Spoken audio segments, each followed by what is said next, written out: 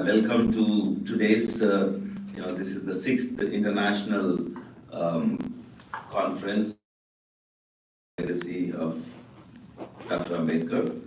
And today's panel that we collaborated assembled by Boston Study Group. And thanks to Mahesh for organizing and helping with setting up the panel, and Sanjay Bhagat and Hemant, who all worked hard to put this panel together. So today's topic, this panel is a young Dalit scholars' perspective on Dr. B.R. Ambedkar's vision of equality and its current status in India. So we have some, two young faculty and two young PhD, I think one PhD scholar and actually both are PhD scholar. No, one PhD scholar and another lecturer. So we have three young faculty and one PhD student. And so it's going to be a pretty interesting to look at their views of how Ambedkarism is adapted in various sections of society, and especially tribals to young people to women, and also in the context of law and justice.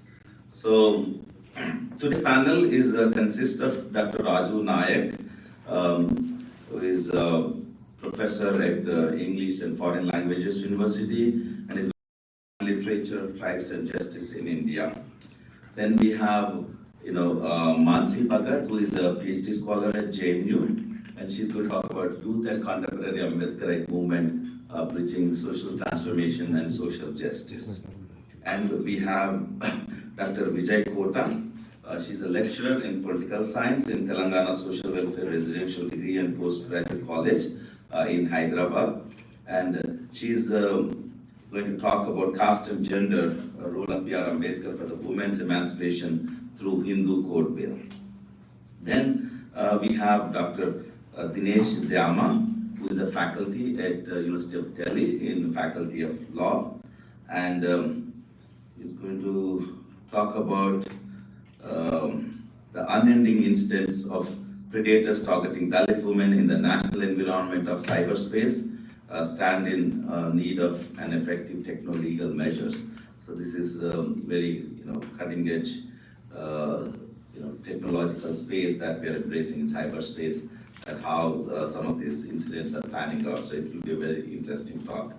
So with that, I would like to welcome you all once again. And the first presenter is going to be Mansi Bhagat. So Mansi, please, you can start. So you have about 12 minutes, okay? So the way we can do is, you'll have 12 minutes, you can do quick one or two questions. We can also have a question and Q&A session at the end of all presentations, but if anybody has a quick couple of questions, we can take, because that will be fresh when you present it. So yeah, please Mansi, go ahead and take 10 to 12 minutes, okay? Thank you. Thank you so much, sir.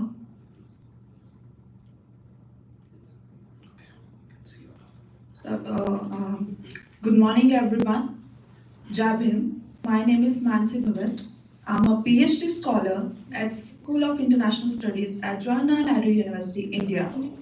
Today, give her the screen. Minimize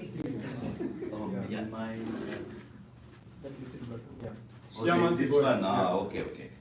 Because you can see her, right, presenting. Otherwise, I want to see her, yeah. She's not showing her video. to present her, okay? Mansi, if you want, you can turn on your video also. Are you able to turn on your video or no? Mansi? I'll try. Yeah. If she has a network issue, then Yeah, this is. If you Please. pin her, then we can see her. Yeah. Go ahead, Mansi. Click Yeah, pin. that's fine. Ken?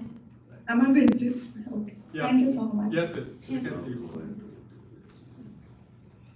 So, good morning, everyone. Jai Bhim. Yes. My name is Mansi Bhagat. I'm a PhD scholar at Jawaharlal Nehru University, India. Today, I'm going to present my research paper titled Youth and the Contemporary Ambedkarite Movement, Bridging Social Transformation and Social Justice. So, Let's move to the next slide. Oh, we have to, Someone to be there. Hemant, we have to run the slides, right? Okay. I can do it.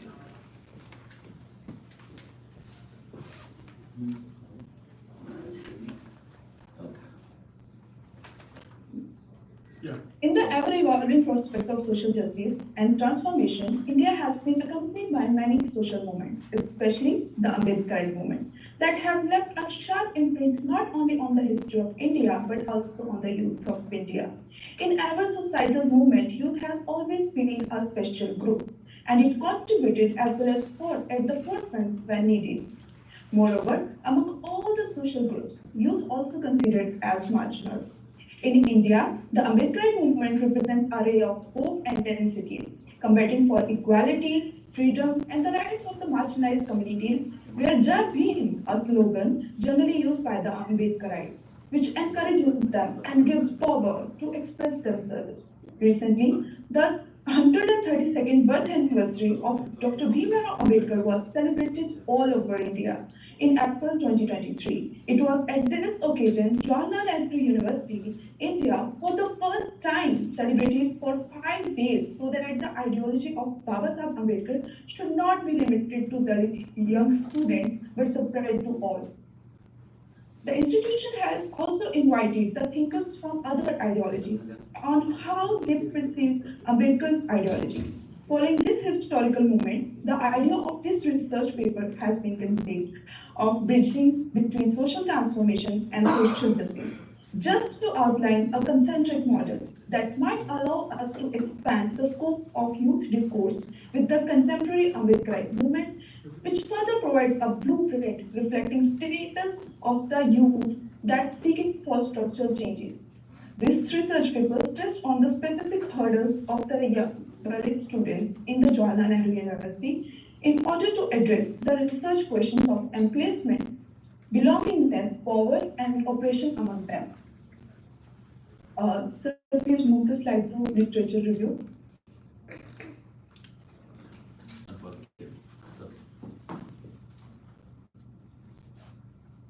Like the previous one. What happened? Yeah. No, yes, Okay. thank you, sir. Thank you so much, sir. Yeah. Most literature review on the Ambedkar movement and its diversity has sought to explain why and how caste-based discrimination still persists in Indian society and beyond, and how the people from Ambedkarite movement continue in pursuit of social justice. Though there is a plenty of material available on the Baba Saheb Ambedkar and his ideology, and Ambedkarite movement and youth separately. But while reviewing the literature, it has been noticed that the literature lacks study on the Dalit youth in the Dalit discourse. While reviewing some sociological accounts on the Ambedkarite movement, it was found that very less interest shown by the research scholars to the Dalit youth contributions in the movement, which played an important role in continuing and energizing the movement. There may be a various reasons for this research gap, which blurs the position of the Dalit youth in the Ambedkarite movement. While recently some literature on the youth status and the contemporary Ambedkarite movement has emerged, but which makes the Dalit youth of their social transformation and about attaining their social justice remains incomplete. Therefore, this research paper focused on the Dalit youth not only studying in the university campuses like JNU and the Ambedkarite movement, but also the role of youth in energizing the Ambedkarite movement within the campus and some reflections on their social transformation and social justice. Therefore, this proposed study does not fill the gap so far, but also examines the bridging between social transformation and social justice. It will portray how Dalit youth participated in the Ambedkarite movement and overcoming challenges. Sir, move to research methodology slide. This one or next? Data and no, sir, next. Okay. Or next? One more? Yes, sir. Oh. Data and method. Oh. Okay. Methodologically, the study employed the margin of the margin framework and attempts to achieve two firmly connected goals. to broaden up the scope of lived experiences as cognitive spaces, and to utilize the newly generated knowledge for establishing a bridge between social transformation and social justice. In order to rethink historical and contemporary context of marginalization, the study gives priority to the Dalit youth voices. The study employed qualitative methods, including sampling of 30 people divided into 6 groups, in which some of them are Ambedkarites, some are Buddhists, and some are just young people who just arrived and are in tough situations and seeking for a solution, which further followed up by the structured interviews utilizing primary and secondary resources. Further, this research argues that the margin of the margin framework encourages various social actors, such as research scholars and activists, to create shared objectives, new bonds of sentiment, and knowledge-based body among those who are most exploited, excluded, or overlooked. In the next section, we will review the findings of the research. So, from the findings, the first theme emerged is need of sociological scripts, through which the finding reveals that in many instances, when inexperienced come in contact with the caste discrimination, respondent reported that the lack of sociological script and a clear guidance to encounter the unwanted brought unwanted consequences. Research found that the respondent who already have the confines of the Ambedkarite movement, being a Dalit youth, feels the need of sociological scripts. Moving to the second theme, title problem of language emerged when respondents considered it as a marker of dominance. The theme discusses the contribution of student organizations like UDSF and BABSA, nurturing these young individuals, whether they are Hindi speakers or English speakers, to progress and make success in continuing the Ambedkarite movement. In these type of cases, research received one more reflection, that is acceptance, which means accepting every Dalit individual, understanding their origin, and nurturing them accordingly. The third theme that emerged in the findings is named as basic stage, in which most respondents were talking about the basic stage. The respondent reacted to Dalit youth getting together from different regions, finding difficulty in expressing themselves. As per going through my interviews, our research reveals that the basic stage is the stage where Dalit youth who find difficulty in expressing their views are now nurtured through literature and Jabim Sapta and student social culture organization that reconnects them with their culture. Fourthly, the theme discussed is the foster culture in GNU, which is acknowledged and adopted by every student organization in the GNU. But for the Dalit youth, it was found that the purchase was not only a simple purchase, but the voices of the young Dalit solidarity and security. Moreover, some respondents call it's a proof of Ambedkarite movement still persists in the campus, which further acted as a bridge between social transformation and social justice.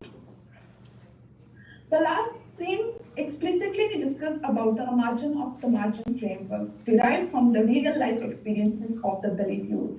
In the findings, utilizing a concentric model, the two patterns related to Dalit youth through which they attempt to contribute to the Ambedkarite movement.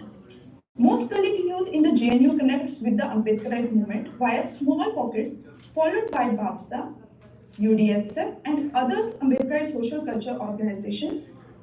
Still, the rest of it believes that getting academic excellence, topped up by economic stability, such as getting a job, etc., led them to contribute to continuing the Ambedkarite movement. To sum up with, the margin of the margin framework developed from real-world experiences has been illustrated with the help of the concentric model. Research results that the casteism still exists in the society like a virus that keeps on mutating from one form to another, which leaves an impression on the Dalit youth, due to which this marginal social group is pushed to become the subject matter of study.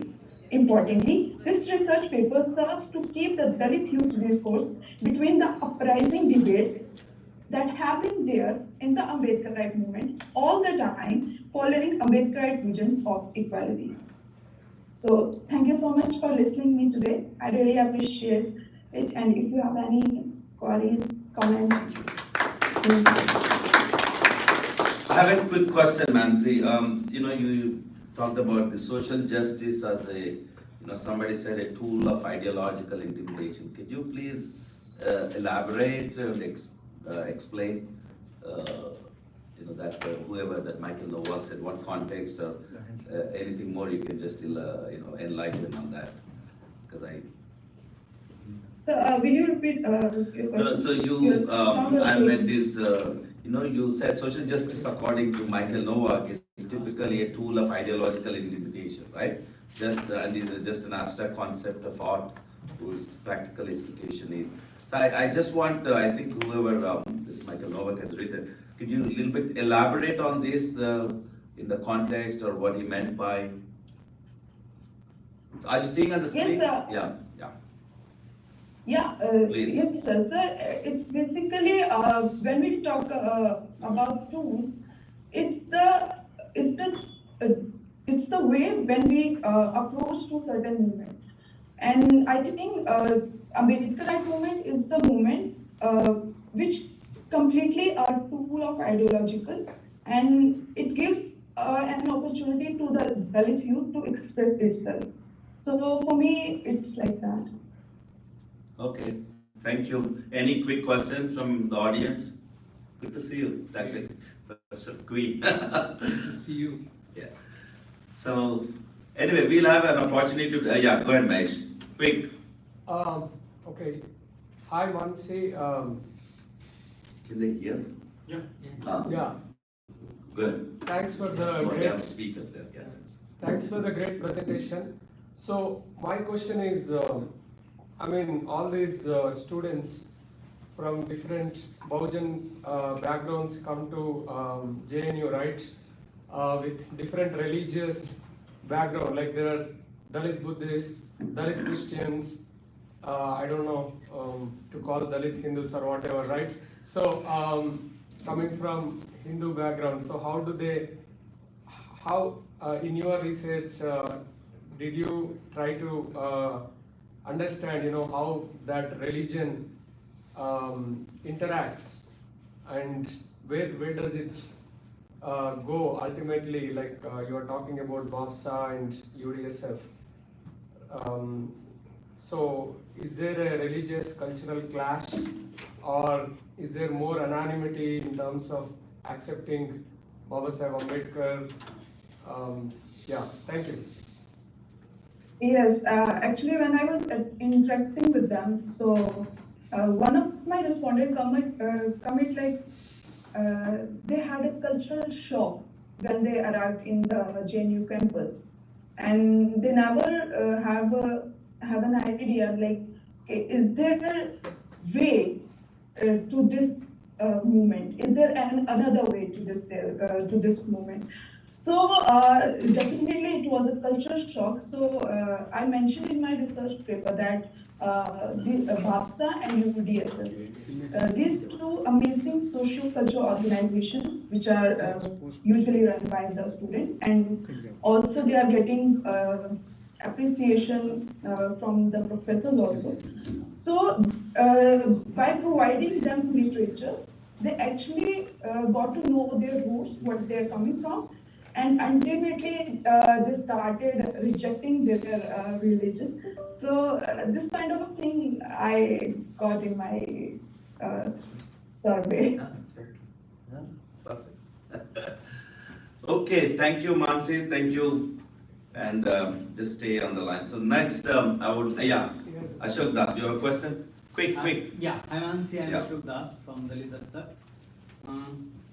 बापसा और other organisation की जब हम बात करते हैं, you understand Hindi ना? Right, yeah.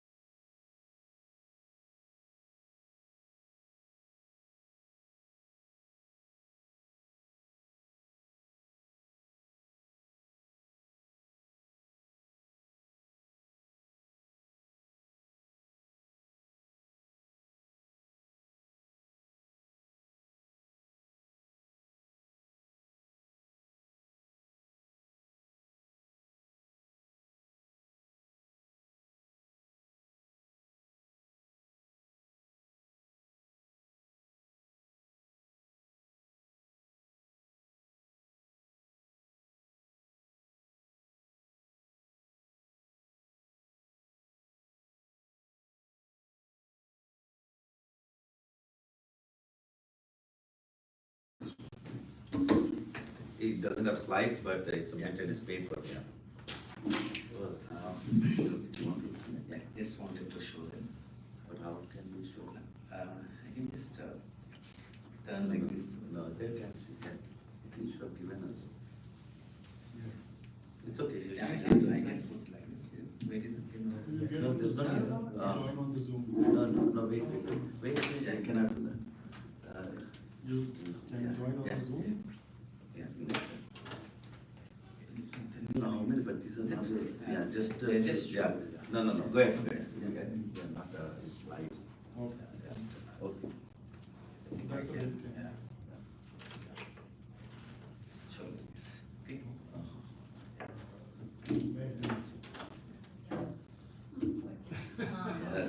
Okay. Yeah. So, So you have that, right? no, I'll show only couple of, only 2, 3, then I'll go on to talk. So, Jamie, to all, thank you so much for giving me this wonderful opportunity to share a couple of my ideas on law and literature. And before I start, I really thank Boston Study Group who accommodated us and gave us the space to present today, particularly Venkat Marujanna, Sanjay and Chauhan and Mahesh, who actually keep on pestering us to share this, and otherwise we are going to lose our time. So my today's topic is law and literature, tribes and justice in India. To begin with, yesterday there was some discussions. People were saying that tribals, Dalits, they don't have abilities to cope up and resist and be among the class. They separately sit. So when I listened that, then I thought I'll show something to the audience and then learn from these communities. So they start learn to live.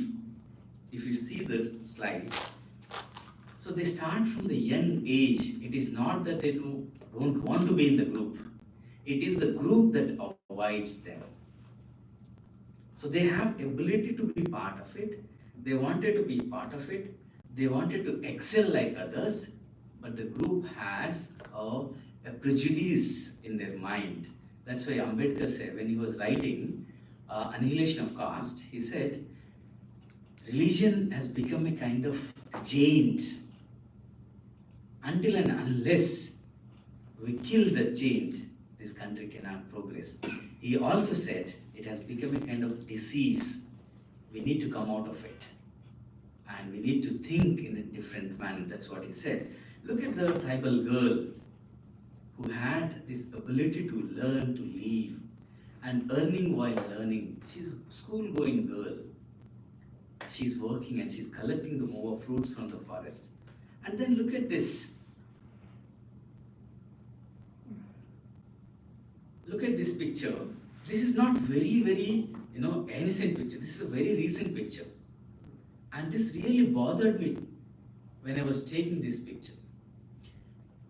Just keep these pictures in mind. Then I'll go back to 8. And this is a community learning. People of SCs, STs, scheduled castes, scheduled tribes, they have separate schools, separate boarding schools. And this is also really segregating the communities. And it's also, there is a positive way in which we can think on that. It actually gives us education to come to this Brandeis today. These hostels are actually helped us to come to this Brandeis. And the environment that they have is really painful. And this is the last slide I just wanted to show. Look at the children sitting on the pathway and finishing their homework assignments. And then from here, let's go to that picture. I'm sorry because I was traveling, I was not able to compile all this and share the PPTs with you.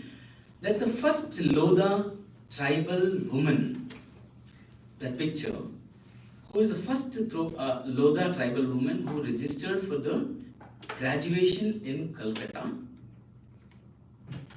From this level, they go to the higher education.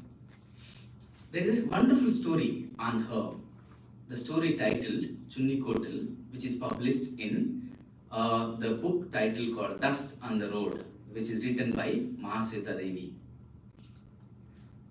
Chunni Kotal goes to the class, attends the classes, writes the exam. In spite of that, every day she was marked as an absent. She was not, given the enough marks to clear her degree.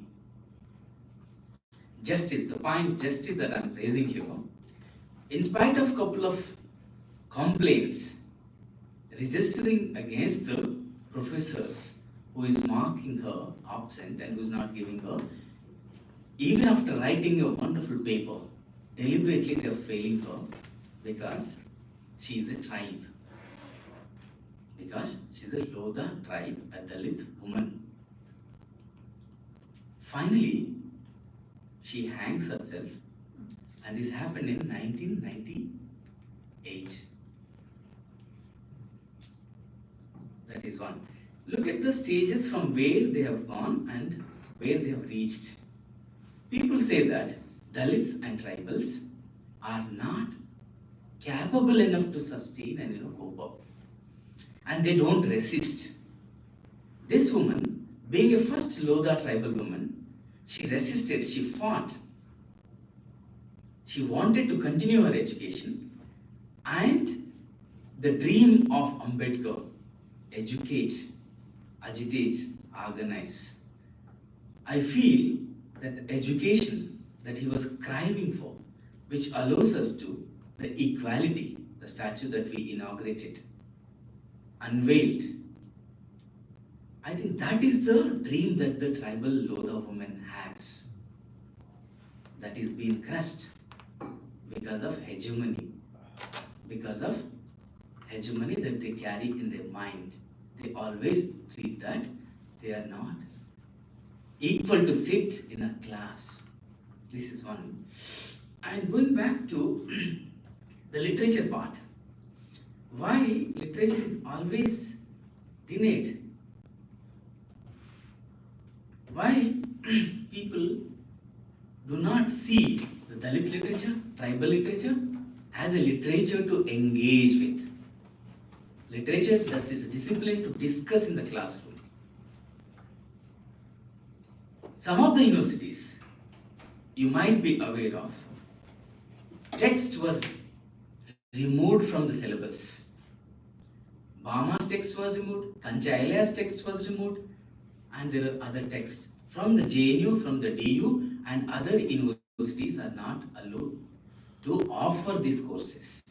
For example, if I'm offering a course on tribal literature, it has to be cleared from the BOS and other levels, various stages. So literature itself is raising a point to ask the dominant, it is not your space, it is also space of the margins. Let's discuss certain literature that is emerged from these communities. So this space has become a space of the hegemonic places. So in this context, law and literature, tribes and the question of justice in India is not a simple task. Justice in India is not a simple task to imagine. So here we have to remember certain words: history, tradition, obstacles, and future. So they have a history, they have a tradition, they wanted to write, they wanted to they wanted to bring that history in the departments like literature, like history, like political science. These departments are historically hegemonic. The word which I am using here, history, that means historically hegemonic, and this new history that is coming from these margins do not have a space there. So history, the tradition are facing the obstacles. History and traditions of these communities are facing the obstacles, and the future of this is in danger. The other three terms that I'm going to use: identity, authority, and authenticity. See, we have an identity. That identity we wanted to bring, and we wanted to create a new identity in the spaces like higher education, in the departments like literature, departments like law, but authority is not allowing us. There is an authority who is sitting there. It says, your identity, your literature, your history, your tradition is a little tradition. You can say it. This little tradition does not have the space. There is a tradition, that Indian tradition, that is again different. That Indian tradition doesn't have a space for these little traditions, these marginal traditions. So authority is always controlled. See, our lives are framed. And this framing of life is a dangerous thing. If you want to fit into that frame, you need to have some aesthetics. I'm sorry, I'm not a native speaker of the English, so I might be pronouncing it in a different way. So you need to have aesthetics to fit into that frame. So authority designs that frame. So in that frame, tribals and Dalits are not fit into. So that authority gives an authenticity. This is what needs to be discussed. This is not what needs to be brought into. So your culture, your tradition, that has the law into it, the traditional law that the tribals have, which has very egalitarian setup in it, which doesn't have the modern law that always punishes.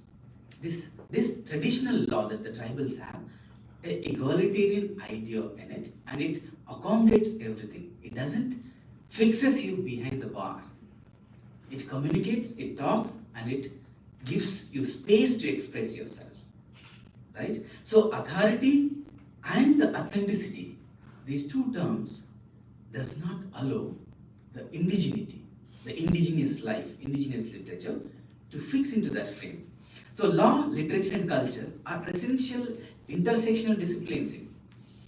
Most of the time, the law framer, the modern law framer, never try to interact with the communities. There are attempts. There are various attempts in America, Australia. They engaged with the tribal communities before they framed the legal and the law system. But in India, they never interacted with the marginal sections. What is the traditional law? How do they engage with this modern law? That has missed, and that led to failure of the the modern law.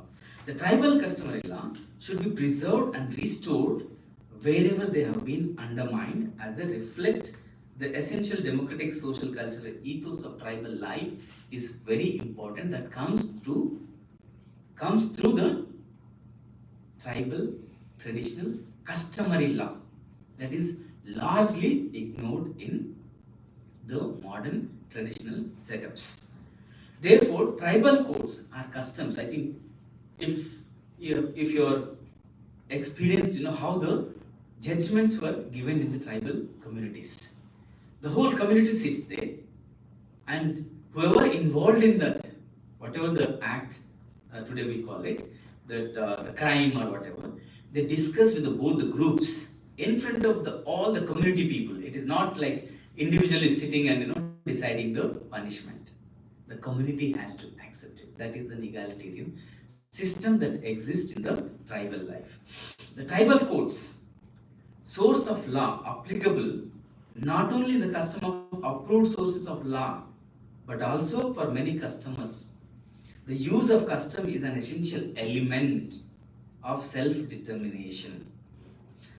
If you put it another way, customary law represents instrumentally and expressively a return to indigenous sovereignty. The indigenous sovereignty.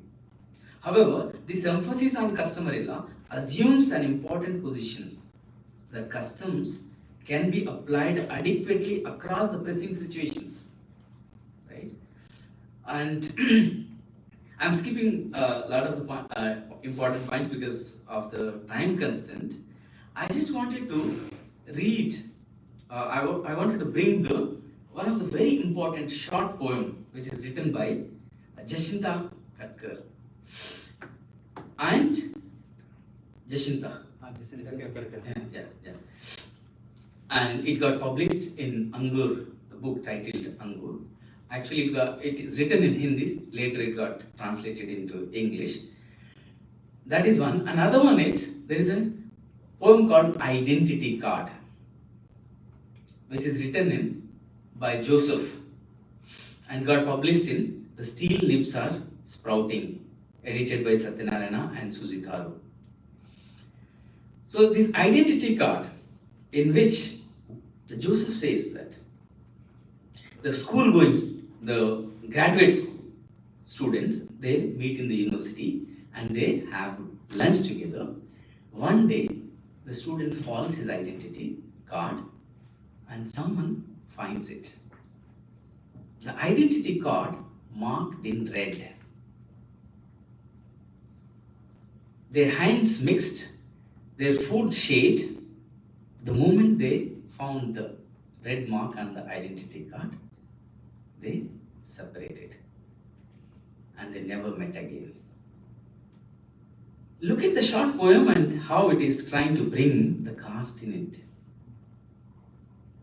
Because the student who is holding that identity card is a scholarship holder, that's why it is marked in red.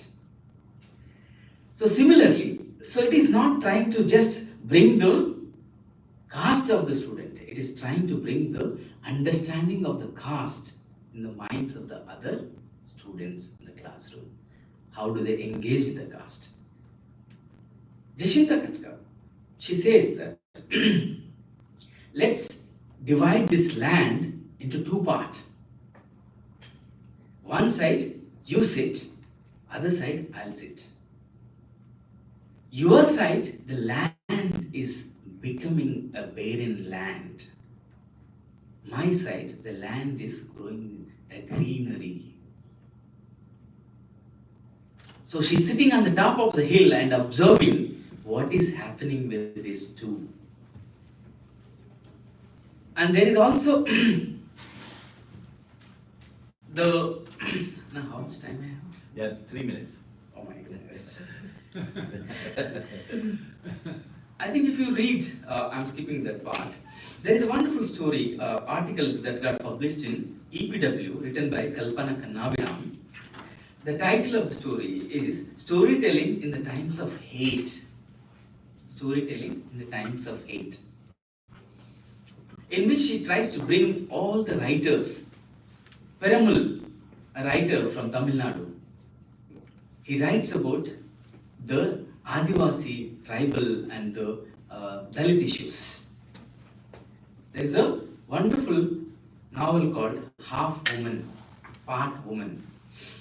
So when she started writing, when he started writing, people started attacking him because he's trying to bring the how the Hindu ideas are suppressing the marginal communities. And he openly said that I am dead.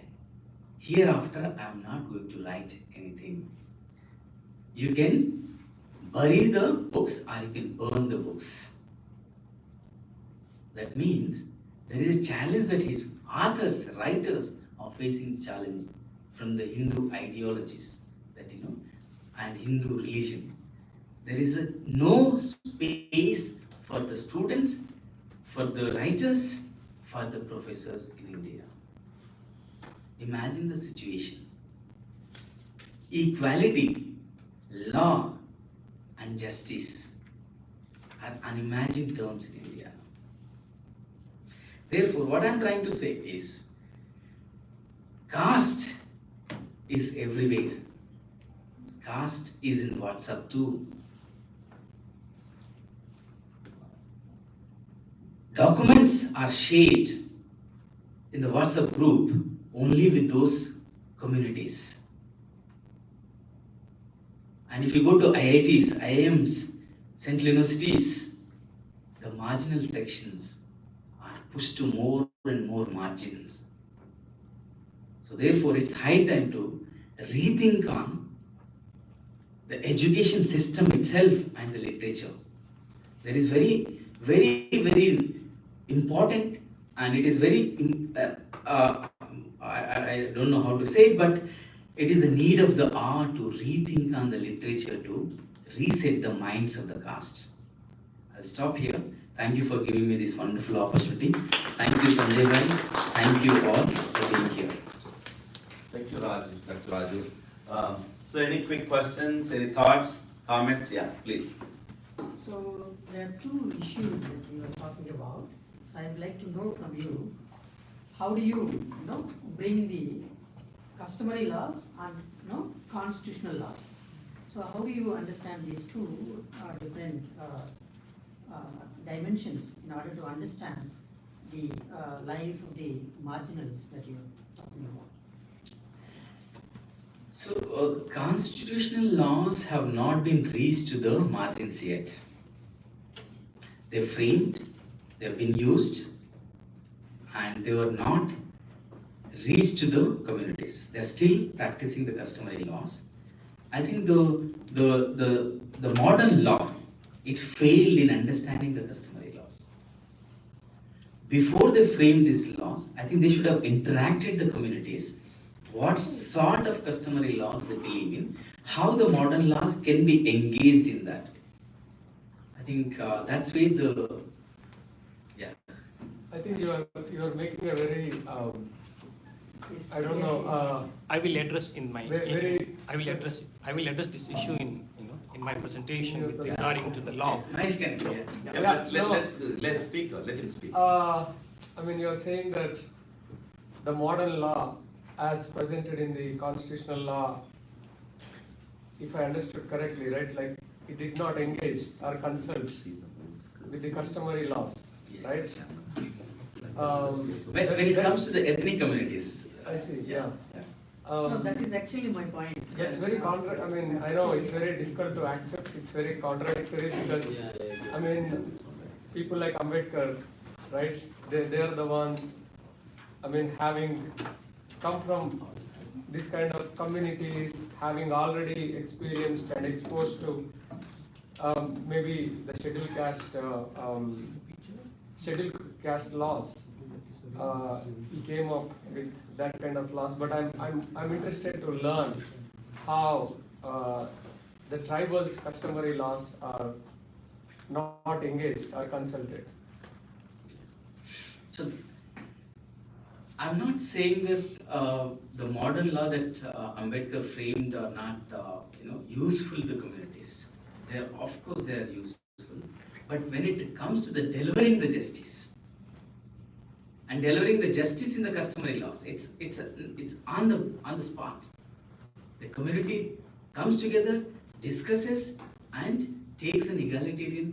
The decision that they take is an egalitarian, more approachable, and more. It doesn't immediately punish them. It gives them the time, right? But when it comes to the modern law, it also has its own kind of advantages. I'm not saying that it's completely against the communities, but it has not reached to the communities yet, and the delivering of the justice to these communities are delayed.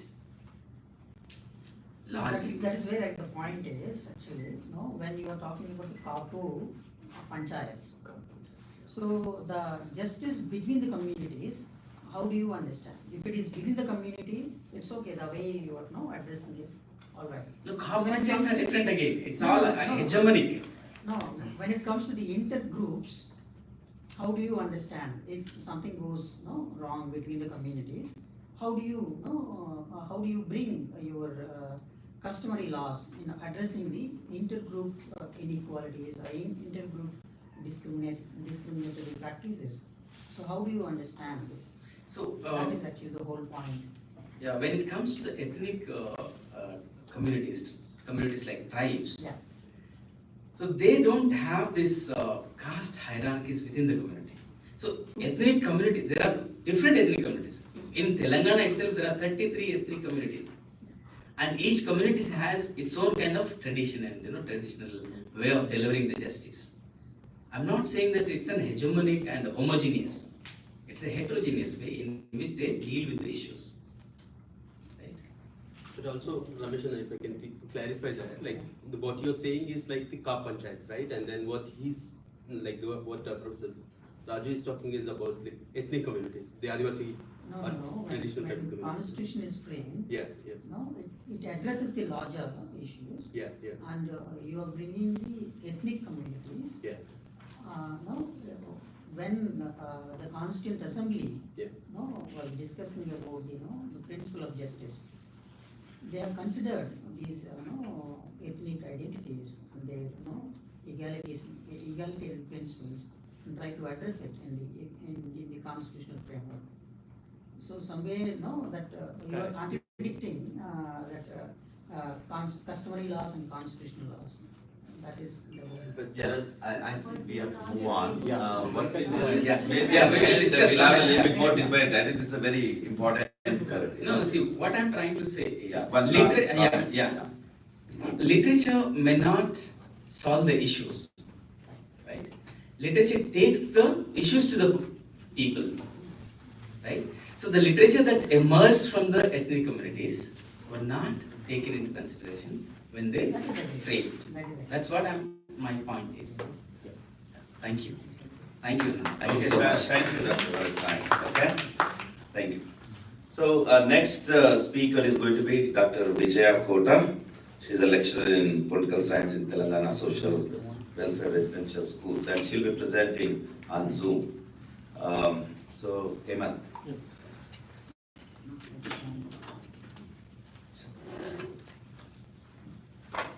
Vijay, can you hear us? Vijaya? Yes, Dr. sir. Vijaya, okay.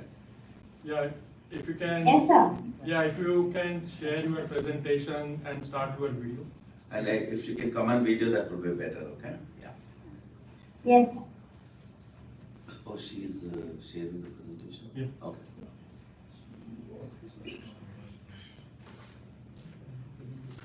Yes, but this is Mansi. So we can close that, Professor Mamansis, we can close.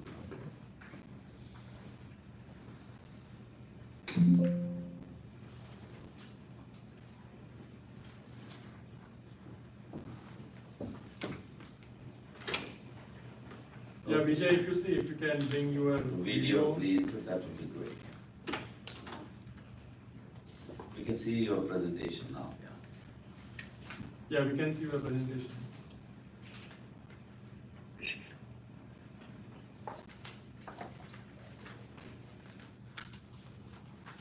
So Vijay, can you speak out? Yeah, okay, good. Okay, Am I audible, sir? Yes, Yes. yes. Okay, now. Yes. Am I audible? Yes, yes. Yeah. Maybe she can Yeah. switch Okay, off her great. video. I think you can start now, right? Yeah, yeah. Yeah, you can start. Yeah, please. Yeah. Good morning, everyone. I'm Dr. Vijay Kota. I'm working as a lecturer, the Department of Political Science. Yeah. Yeah, go ahead, Vijay. I'm on putting the slideshow mode. Am I audible, sir? Yes. Yes. Yes, yes. Yeah, Vijay, if you can put, So, make your presentation bigger. Good morning, everyone. It's okay. This is Dr. Vijay Kota, working as, yeah. It's a privilege to be here, the part of this conference, and so today I am going to present on caste and gender, the role of Dr. B.R. Ambedkar for the women's emancipation through Hindu Code Bill. So, in the introductory part, so where we discussed about how women is contributing to the development of society on par with men, And if we see the Indian context where the position of women in India viewed in different ways, she's the victims of mistreatment, exploited, punished, denied, sexually abused, discrimination, and marginalized, continue to face physical violence. So this mistreatment of women could be traced in ancient India from sacred texts like Manu Dharma Shastra. It says women were born with anger, meanness, treachery, and immoral behavior.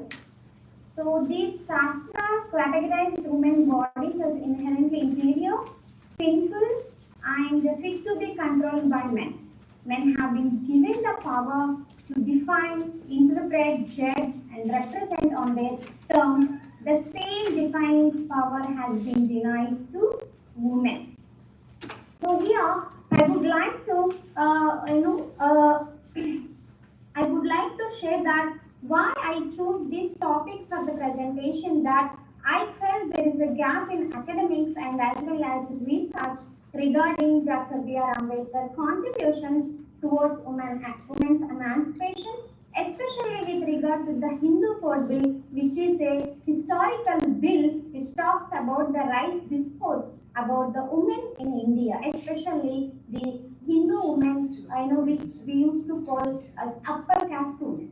So here, Baba Sahib Ambedkar, at the time of constitution making, is stated in the Constituent Assembly that India practically has a uniform code that is consistent in its whole and capable of being applied all over the nation.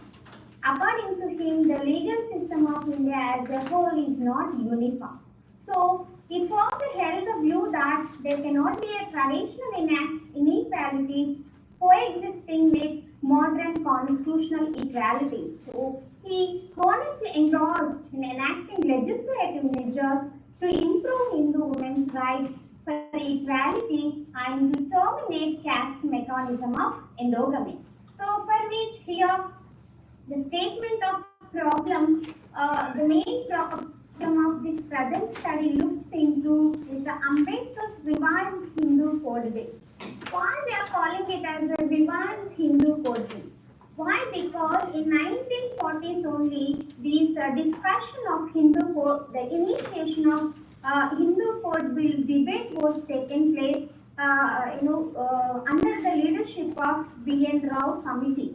So they presented these reports to the at that time to the Legislative Assembly, but due to some constraints or due to some conservative reactions, that bill was kept aside until the interim government was came into power. So where Ambedkar was the first law minister of Indian government, he took that charge as a law minister to codify the certain laws of the codify certain laws of the Hindu where they were scattered in different somewhere. So he wanted to codify all these laws into a uniform code. So that's why we are calling it as a revised code.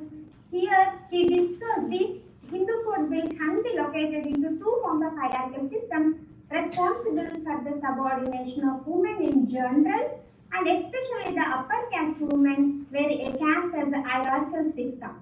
So secondly, the status of gender in the hierarchical status. These two significant factors are sexual control over women and to maintain patriarchal succession, and the second one is that of caste purity. So in this context, while revising the Hindu Code, Dr. B.R. Ambedkar initiated a protracted debate over the uniform codification of Hindu law and the making of the Indian Constitution. So for this study, it analyzes the Hindu Code Bill that was drafted and moved by Baba Sahib Ambedkar. The method used in this study is qualitative and conceptual. The qualitative content analysis of Hindu Code Bill was content analysis of Hindu Code to understand the qualitative inference of meaning and relationship of different concepts explained in the bill. So the concepts like caste, gender, and patriarchy have been contextualized within the social, cultural, and political context of Indian society. So the relevant material for this study is collected from the authentic documents. The primary source of this study is Constant Assembly Debates, which was published by the Lok Sabha Secretariat, Government of India. Ambedkar views and conceptual analysis have been collected from Baba Saheb Ambedkar writings and speeches published by the Government of Maharashtra. So here, if you see the condition of women in India, we have to know some. So we have to. It is very crucial to know some of the social evils where women in India were targeted in the name of established customs, norms, and belief systems prescribed purity, pollution principles of the caste system. Where Saman marriages, these are the social events where women was suppressed in the name of purity and pollution. So these are the social evils we can say.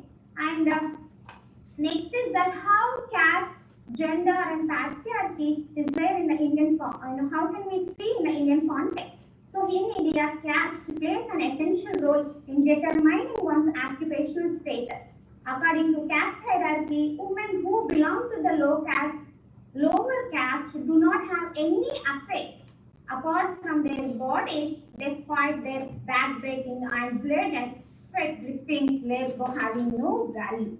So patriarchy here refers to an organization, institution, a society in which power, social control, material wealth, and a high social status accrue predominantly to males rather than females. So here patriarchal relations confined to the institutions of class, caste, and race and appear in all aspects of human life. Here we can see the gender roles are determined by the caste practices to subjugate women. Caste and social status are essential in determining how women of varying castes and classes experience gender roles. And here I would like to move quickly to the Hindu code and in its historical setting and historical background, how it is evolved. So here we have the evidences that how the Hindu law, its nature and character, and what are the sources of the Hindu law. We have two kinds of sources. One is the written sources and unwritten sources. And we are evolving of Hindu law during the colonial period. In the colonial period, many acts were passed out, like Sati Abolition Act, Regulation Act of 1829, or 1850 Caste Removal of Disabilities Act of Freedom of Religion, or Hindu Widows Remarriage Act of 1856, Civil Marriage Act of 1872, or these are all acts which were came into force during the colonial period. But here see the Inherence and Removal of Disabilities Act of 1928. I know we in last act that was came into force in colonial period is the Women's Property Right Act of 1937. So because of that act, that is the base for the initiation of the Hindu code, where Rao's committee took the initiation to study the flaws of 1937 Right to Property Act of Women. So this is what the history being the historical background of Hindu code bill, and where in pre-independent India, which means in 1940s, the under the chairman of N. Rao, this bill was took initiation, and later as a law minister he took that charge here. And this so what are there in Hindu code? I know if I say that if it is Hindu code in somewhere in public meetings or wherever, first they used to say that it is very controversial bill, right? So what is the controversy in that bill? That we have to know. Here in the Hindu code bill, that revised Hindu code bill, Dr. B.R. Ambedkar took a charge to codify 7 different rights of the Hindu women. So the first is codification of right to property. Here we have to know the historical notion that in India we have two schools of that. One is the Mitakshara and Dayabhaga schools. Here in Hindu law they are following the Mitakshara law, whereas Dr. B.R. Ambedkar took Dayabhaga as a rule. So what is the difference between Mitakshara and Dayabhaga?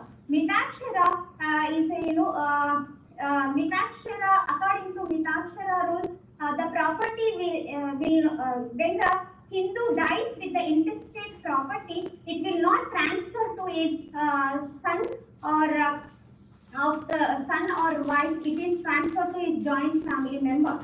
So, co-personal. So, this is where Dr. B.R. Ambedkar amended that it will be followed by the Dayabhaga rule, where after the death of an intestate Hindu, that property will move to his son or his wife. That is the codification of right to property. Here, the two main things we have to know that where he had given equal share to the women on par with son. And also where if we take the women's property, there we have two kinds of women's property. One is we can say that Stridhan. That is the property which was given by her parents during her marriage. So that here what Dr. B.R. Ambedkar did, whatever the daughter will get share in the father's property, the son should also get the same share of property in the mother's property. So there he wanted to maintain the equality of gender. So that is the codification of right to property. And next, succession of heirs, share of daughters and sons, and where usually in Hindu law reads that after the death of a father, the son will be the successor of that property. So in this bill, he made that even daughter also can become as a successor of that. She is also considered as an heir of that property. Dr. And Vijaya. Earlier, the woman is having only limited estate that she can enjoy that property, but she don't have any right to dispose of it. But here, he did the limited estate into an absolute estate, and the law of maintenance, and is there, it's a kind of right where wife is separating due to the certain causes with her husband, she can claim the maintenance. So Dr. that is Vijaya, also there. Dr. Vijaya. And abolition of caste in the matter of marriage. Yes, sir. Can Yes, you sir. try to wrap up in 2 minutes, please? Yeah, please. Okay? Yes, sir. Yeah. We'll have question and answer session if you Yes, want. yes, sir. Yeah, Yes. please. Yes, sir. So, yeah. Yes, sir. Yes, sir. Yeah, go ahead. Thank you. 2 minutes, I'll take. Yeah. So, others are principle of monogamy, principle of divorce, minority and guardianship. So I'm going to the what he did for the women's emancipation, and here he wanted to guarantee the gender equality and access to justice, and where especially because of his social and political liberation movement, the oppressed lower caste women was mobilized with these movements, and they battled for their rights as a citizen in a democracy. And here he gave some suggestions to the Dalit women to rush to the marriage, and that is the where it's going to be burden on your children, and we should go for with financial stability. And where we see the Ambedkar thought and did considerably enhance the lives of Indian women. And here,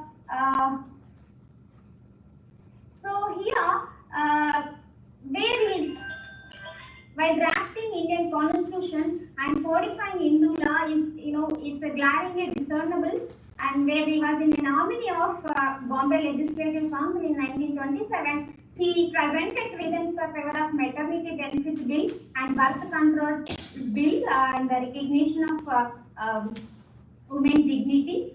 And last here, The Ambedkar vision of fair society, putting men and women on equal footing, is the first step towards achieving this goal. Ambedkar was responsible for including Article 14, 15 and 16 of Constitution, all of which deal with the right to equality.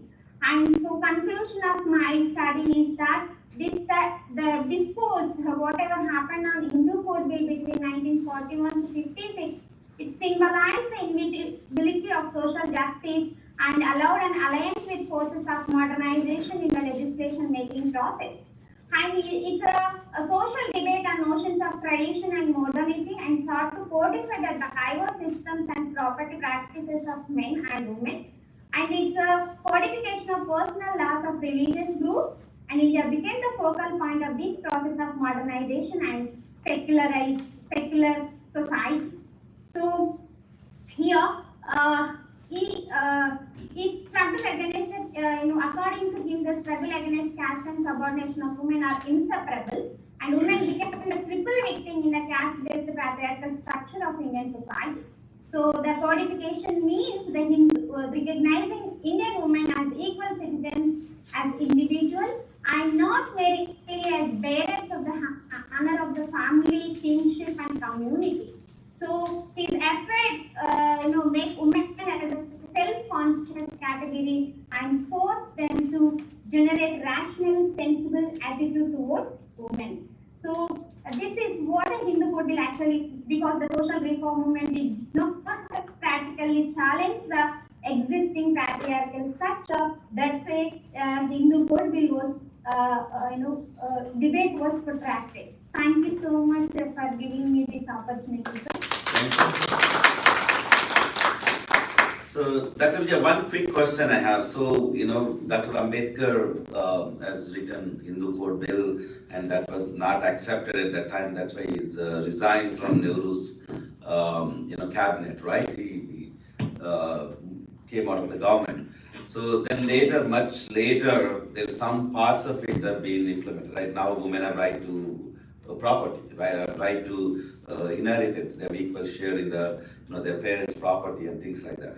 So tell me, how much of what Hindu Code Bill Dr. Ambedkar initially, envisioned and he has written this whole thing, right?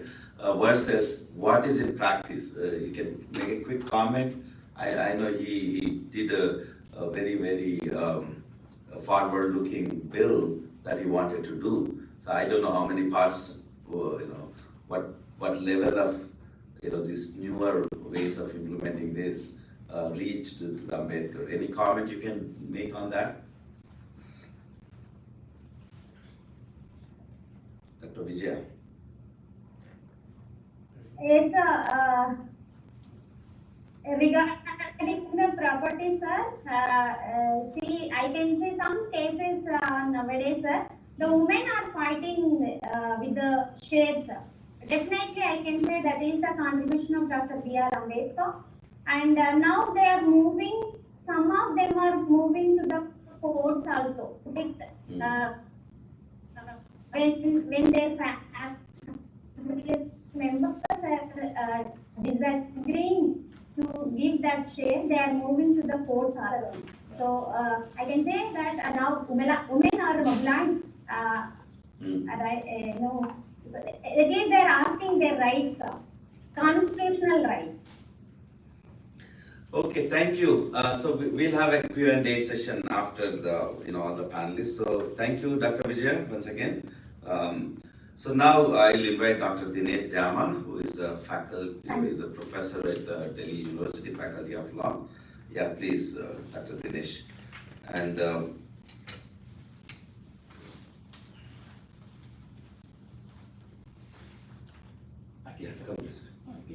No. You have to see the audience. Yeah. Oh, you want to talk there? Yeah, stand there and talk. Yeah, that's fine. That's fine. Thank you everyone. And my topic in today's talk is divided into two parts. The one part which is talk about Dr. Baba Bhimrao Ambedkar visions on equality, and the second part which we discuss about and how the role of law, especially in the electronic and digitalization age, how this kind of discriminations are happen in our society. Bharat Ratna Dr. Bhimrao Ambedkar, we are missing the word Bharat Ratna. And this is very, very important in nowadays, because that was that time, the 1947, the Civilians Award was given to him, the highest civilian award in India. He dreamed a country that where there is no discriminations among everyone, and there is no inequality, and there is no injustice.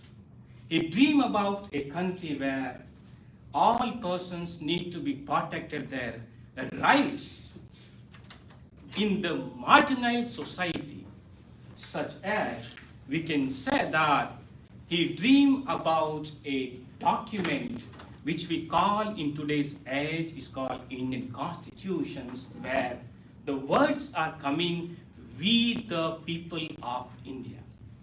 The word people, which includes not only that one or two kind of the categorically defined by that time of the people, we can say the so-called upper caste, but they're people which also include the marginalized societies as well. They are giving certain kind of the rights in the form of the weapons such as Article 32 of Indian Constitutions, which is available for each and every one with regarding to fighting their rights. There are certain kind of the objective which he focused on: liberty, equality, and justice. These three terms which is reflect from the Indian Constitution, which we need to be know about that the Dr. Bhimrao Ambedkar's thought on that time when he was preparing or drafting a document. If we celebrating the after 75 years the Azadi Ka Amrit Mahotsav, and the Mahotsav was silent about the Dr. B.R. Ambedkar visionaries. And we're celebrating each and every aspects with regarding to relating to the Constitution. That is the reality after 75 years. Second part of my talk, which I want to discuss with that, the discriminations are happen in the modern time. There may be discriminations about socially or economically. There's a various kind of discrimination, but the word social discriminations have a different form of definitions nowadays. Let me ask you, give me your laptop and mobile phone for one day. Do you agree with that? If I say that, I will not allowing you to open laptops and mobile phone in my classroom or the talk. We are sitting in the 21st century where everybody are using the digitalization's age. Let me remind you, the crime which has happened under the Indian Penal Code is 1980, and the crime happened in 2023 is totally different form of the crime.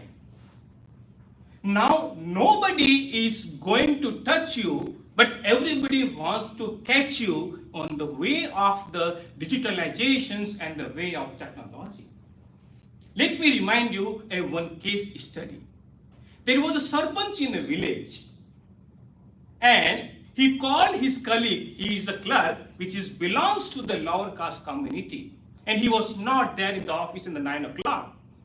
The sarpanch called him and grilled on the telephone, saying that if you not come in the office within 10 minutes, I will send you on this clean the street for a whole day.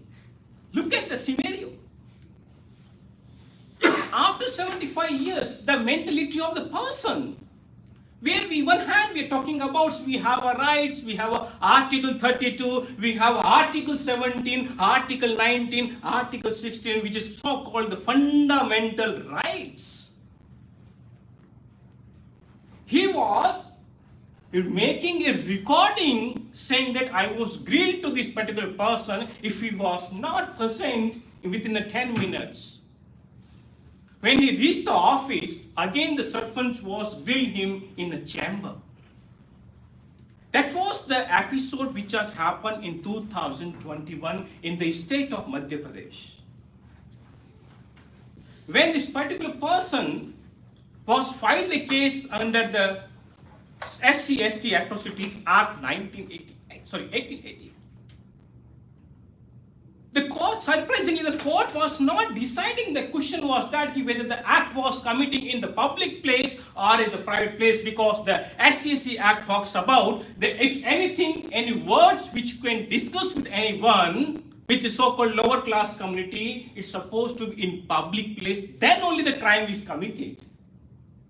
The court was not deciding that why this statement is said by the Sarpanch of the village.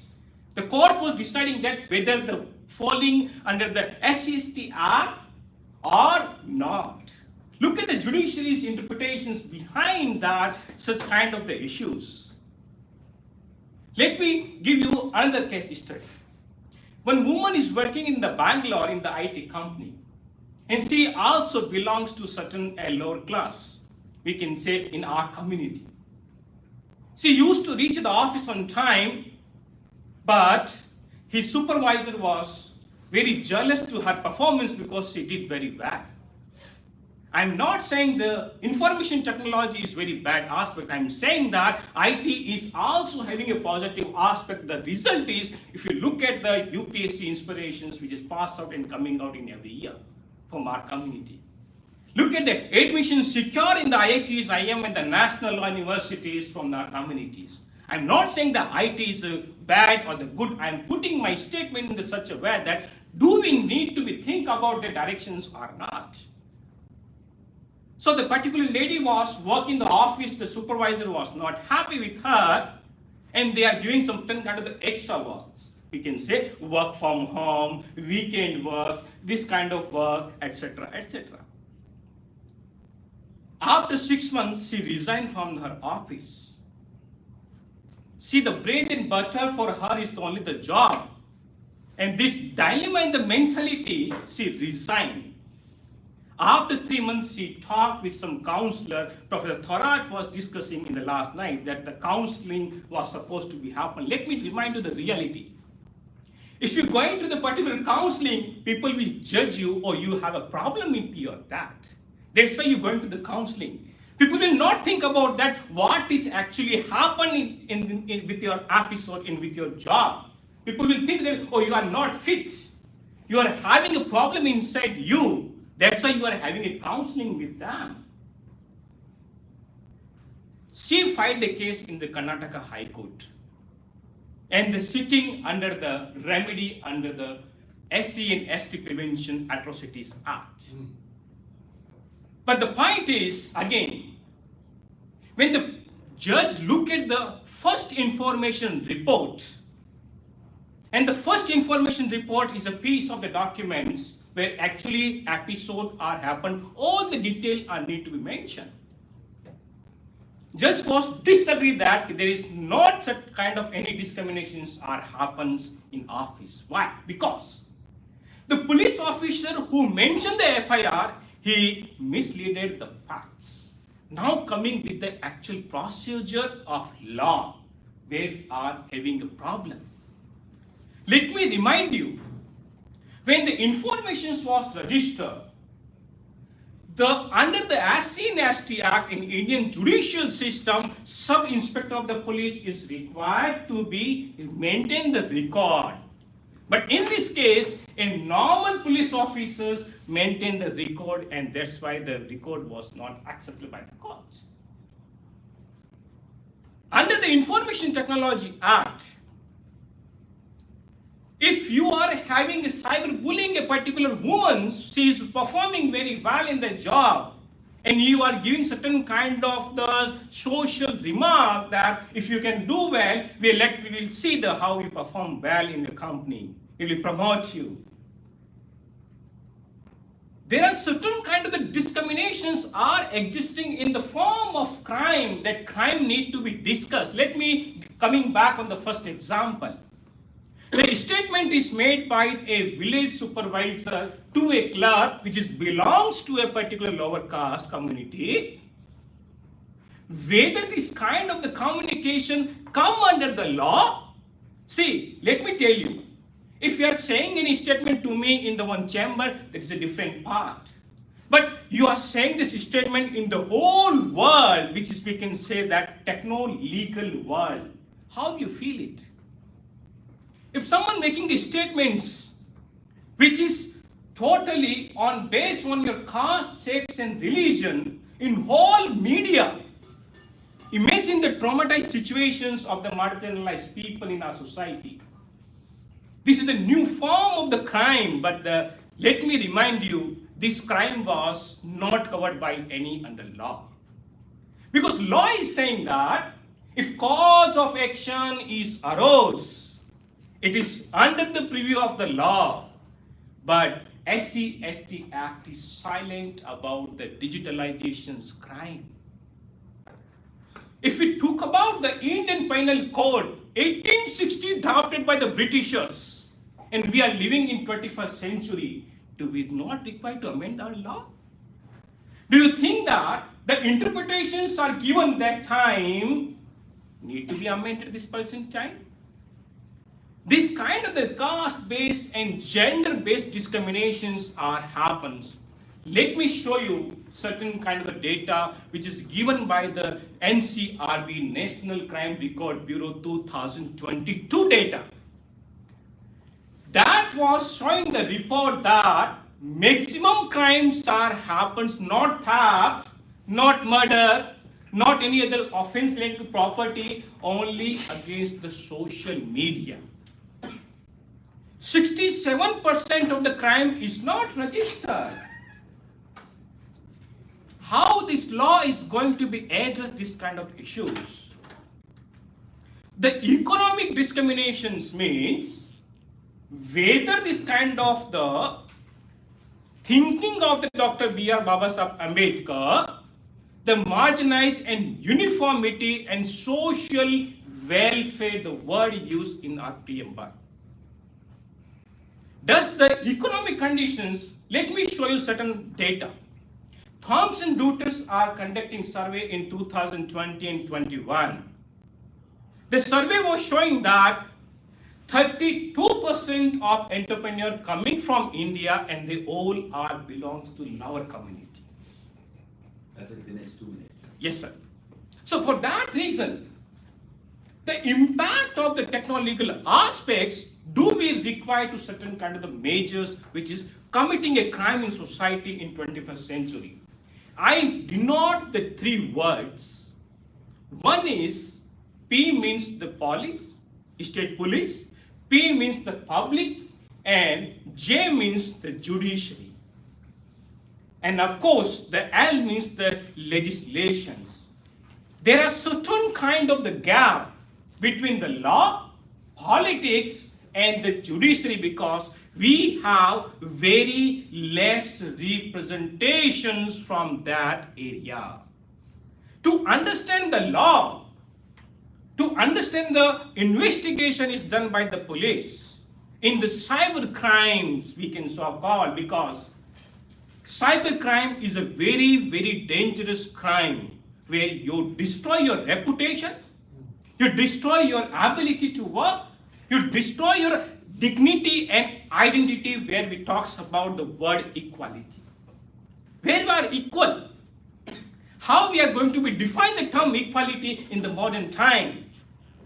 Does the equality means giving a fundamental right, giving a constitutional law right, giving the economic right, but what equality means in present time?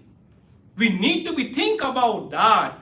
Whether the existing law, for example, the SC/ST Act and the Information Technology Law or the Indian Penal Code need to be amended for the present requirement, the form of the crime, especially with regarding to the Dalit, Adivasi, including the marginalized communities in our society.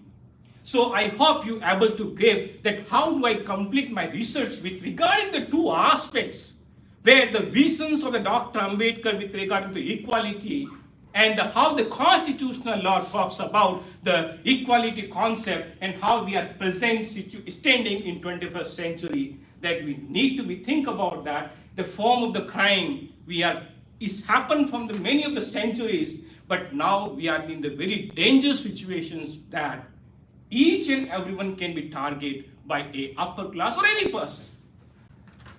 So concluding my remark, I will say that the having amendments under the existing law is not only the solution, but there are other solutions such as the capacity building program, awareness programs with regarding to the digital rights to the Adivasis and Dalit.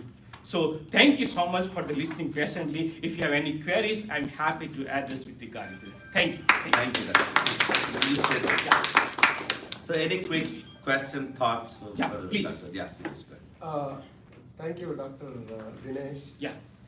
I'm sorry, I failed to understand what is the main purpose, research questions, Raju.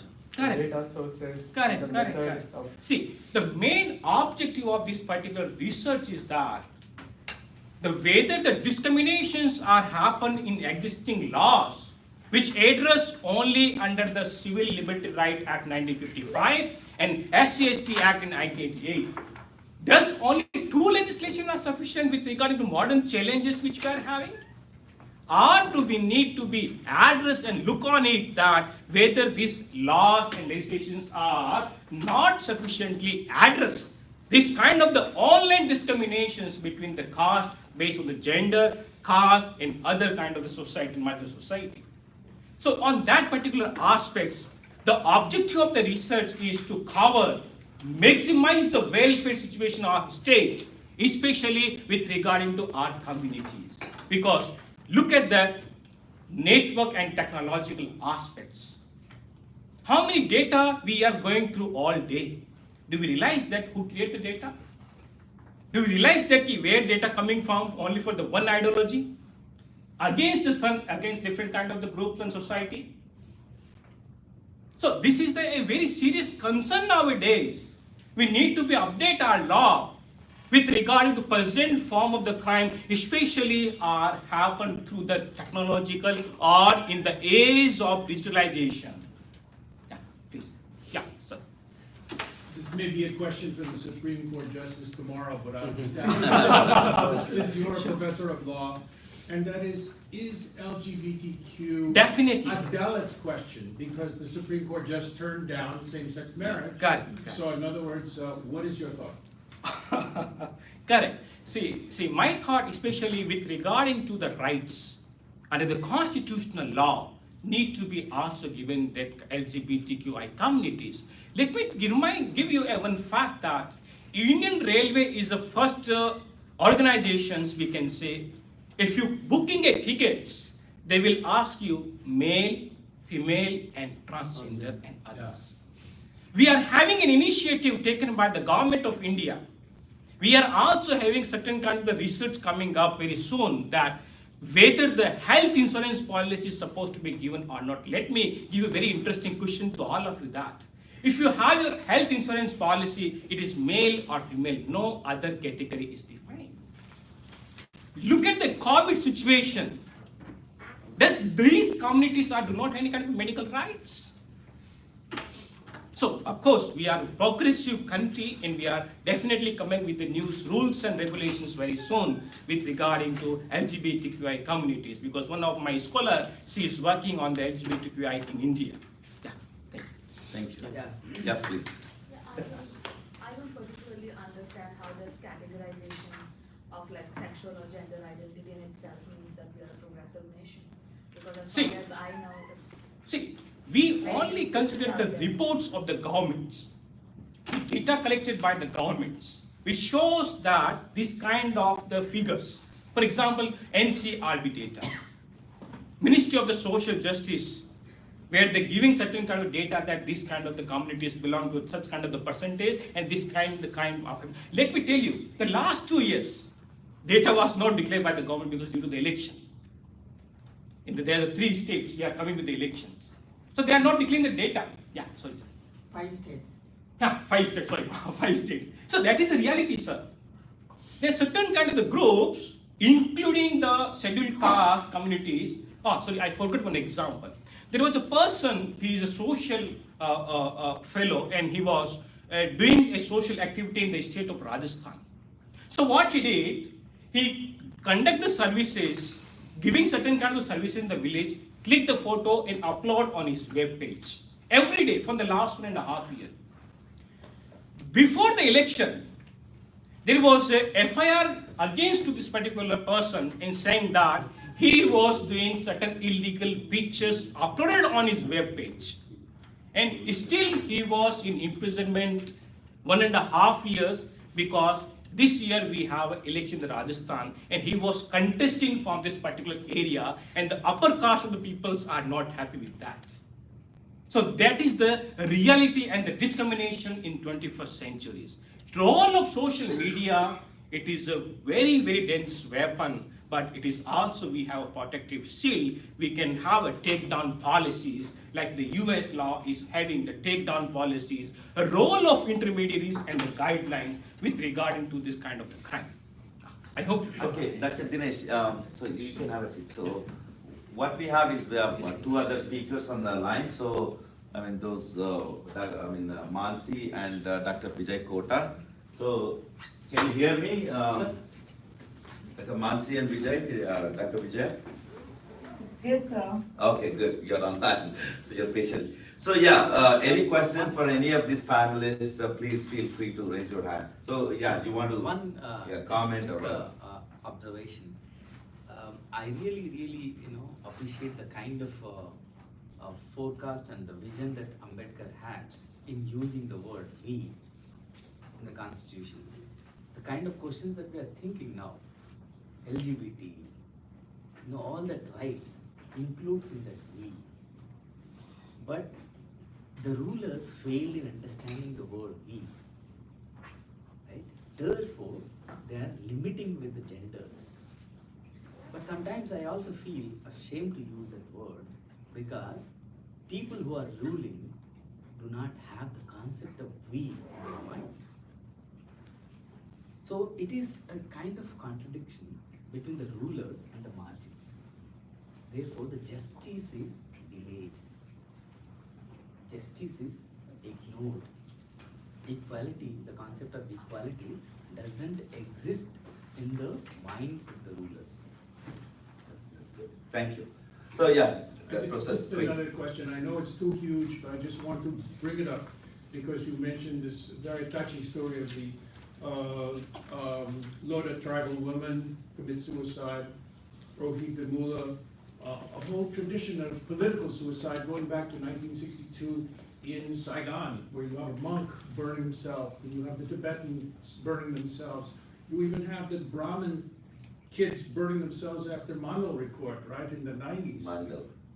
Mandal, yeah. So what is the feeling about suicide? I mean, is this going to be a tragedy, or is this really an opportunity that expands consciousness? I mean, how do we feel about political, spiritual suicide as an act, as an engaged act in the face of tremendous oppression? I mean, that's such a huge question, but I mean, every time you say somebody like this woman commits suicide, you say, what a loss. She should have not committed suicide, continue to fight. Don't give up. So, I mean, that's my question. So you want to take Raju or anybody? So we cannot simply say that there is no resistance from their side. They resist and they become breathless. You imagine the woman who had come from the condition and the situation. I've showed you the pictures, from where she had come, and she reached the higher education. And there she doesn't have a space to breathe. She resisted, she complained. The committee had been formed after her death after 7 days. She got married, she went home and she discussed with her, and forget about that, she was, staying in the working women hostel, Chunni Kotal story, the dustbin, the book, Mahasweta Devi has written this. I'm discussing about. I think Laura might be knowing about it. So when somebody comes from her village, she's the only person where they can stay.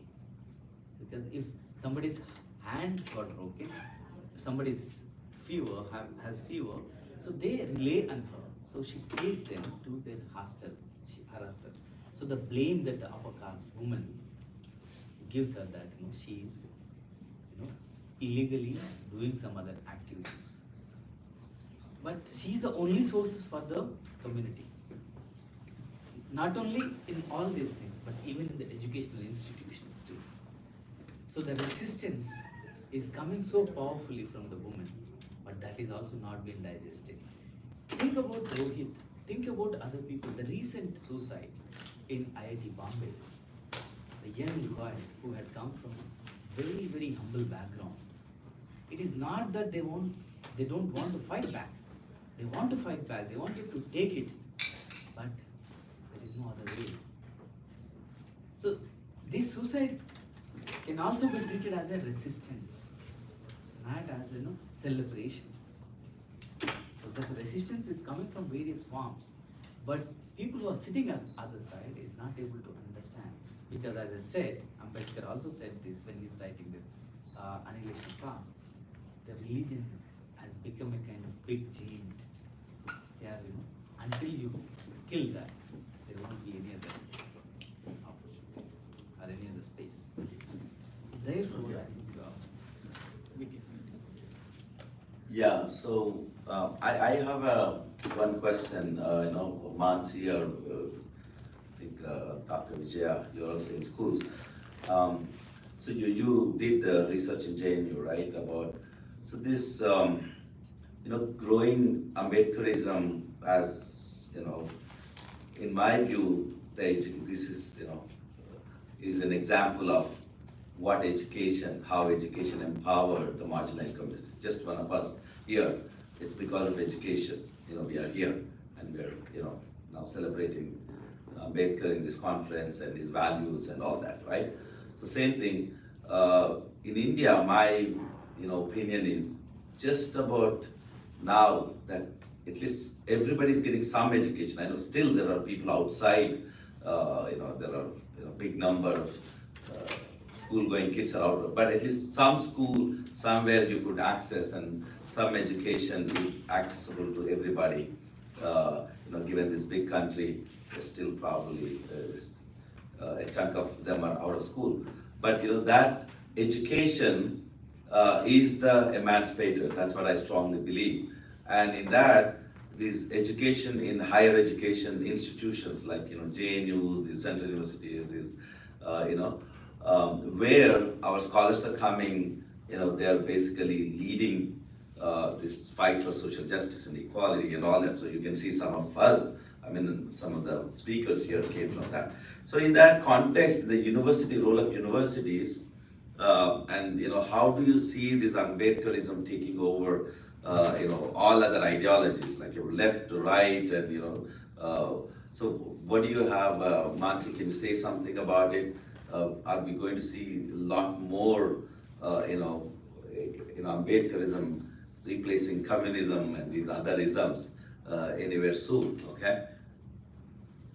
Yes, definitely. As we recently celebrated Ambedkar Jayanti for 5 days for the first time in JNU. It's a huge win for the Dalit youth who is working tirelessly in JNU, and I think it's a big proof that in the coming days, Ambedkarism is the new wave, I would say, in the youth. And every youth, like even our Vice Chancellor has mentioned that that we don't want to restrict like this ideology to Dalit youth, but we want to spread it to all.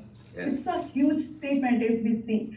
So I'm happy that I am a part of this institution, and I got a chance to present this paper, Youth and the Contemporary Ambedkar Movement. I hope it will publish soon and you will see the result, that what is the status of the youth movement in the JNU and what are we expecting in the coming future? Thank you.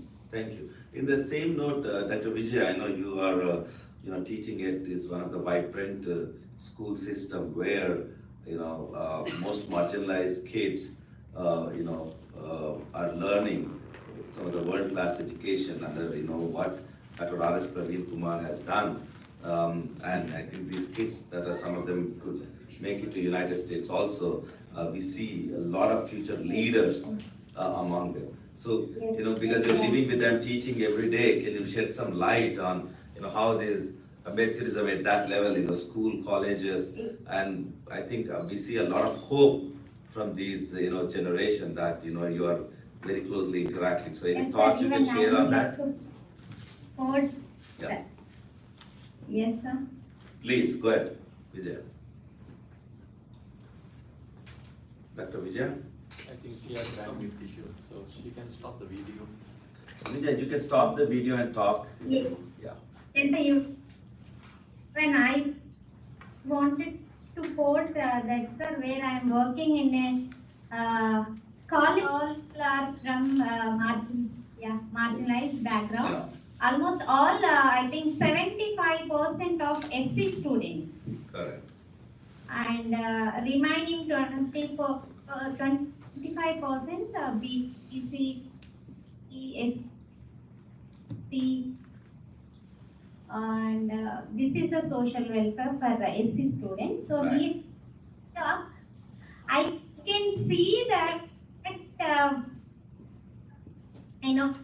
how these students are mobilizing towards the Ambedkar ideology, where teachers like us, we are from that background, and we used to conduct the Jayanti of Ramabai Ambedkar, Jayanti of Jyotiba Phule, Savitribai Phule, and B.R. Ambedkar, where we are inculcating these ideas into the minds of these children, and these children, definitely, yeah. Okay, thank you. So any other comment? Yeah, Dr. Raju, please. Ambedkar is the only alternative yes. for this nation to flourish. Truly nation. It's a globe, but when it comes to India, the alternative is Ambedkar, and if they don't follow, then this country is going to. Ambedkar is the only alternative. Okay, you want to have any comment? Yeah, please. Yeah, with regard to the celebration of Ambedkar Jayanti at my university, we are filing 75 complaints. We help them to rights such as the rent control issues, such as the electricity bill issues. So we are running a campaign drive for the whole 3 days, whereas 75 applications in different government organizations only from the marginalized communities in India. In the Delhi, NCR, and the Ghaziabad, where we are filing all the help them in the form of the legal rights, because Dr. Ambedkar vision is saying that help to others because we are the people of India. So in the we and the people, we comes all together and we help them this kind of the services, and that is free of cost by the 75 cases in the NCR area. In NCR area. Some all these grievances. All are from the Dalit communities. Yeah. Okay. Marginalized communities, which include the SC, ST, all kind of the communities. So that is kind of, we need to be, look on these particular aspects and need to be work for our society. Okay, thank you. So you have a question? Yeah, Ambedkar? Yeah, I'm Dr. Ambedkar from... we have one Ambedkar here, yes. His name is Ambedkar, Dr. Ambedkar, yeah. Go ahead. Yes.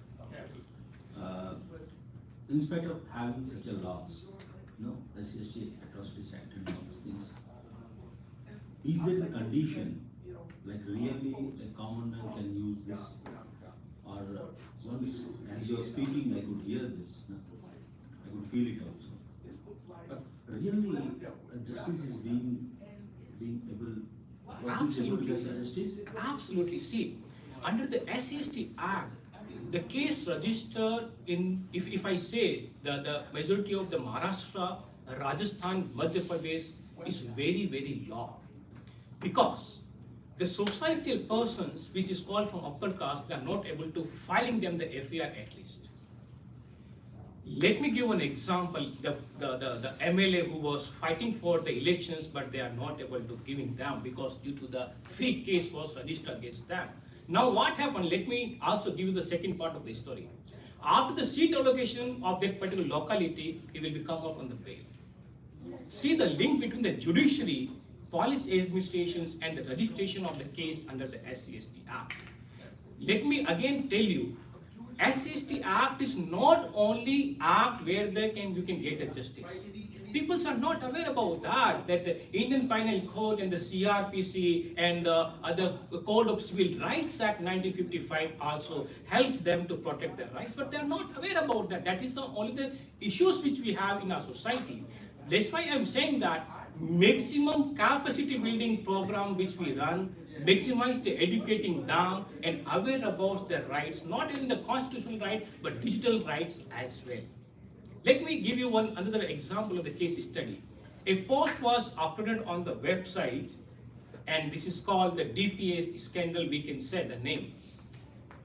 That was the need to be taken care by the intermediaries and the website owner, and that is within 24 hours, this material of any person identity, dignity, if it is a woman, and the child, we need to be very sensitive on this kind of the class of the people. And within 24 hours, they are not withdrawn the content, and it goes in the viral, and finally Supreme Court giving a punishment for the 1 crore rupees for not taking down the material on website, because you are the owner. You are giving a platform for so many people, and the reputations was spread in the society. So the use of technology is very sensitive, but as I told you, there is other side of the story as well. So that is, again, it is injustice that happen through the technology as well. Okay. Yeah. It's good. We are out of time. It's okay. Anyway, the place is empty. We are almost done. Okay.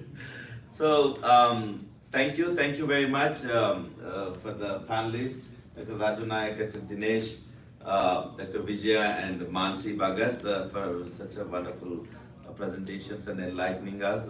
And I want to thank actually Brandeis University for giving us Boston Study Group an opportunity to put together this wonderful panel. And I want to thank you all for attending. So this concludes the session. Thanks a lot. And actually I want to thank two people who work behind the scenes, Sanjay Bagar, Hemant Chavan, and Mahesh Admankar.